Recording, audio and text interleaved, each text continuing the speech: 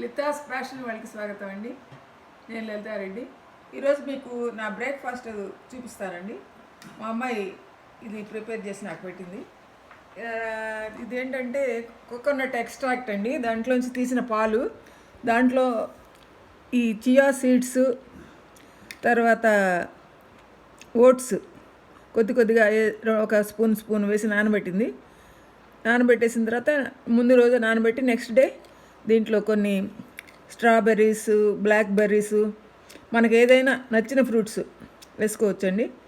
తర్వాత కొన్ని నట్స్, జీడిపప్పులు కానీ బాదం పప్పులు ఏమైనా చిన్న చిన్నగా కట్ చేసి వేసుకొని కొంచెం హనీ వేసిందండి.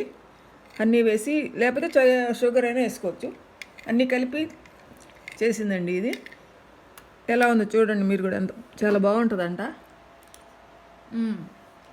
చాలా ఎమ్మీగా ఉందండి.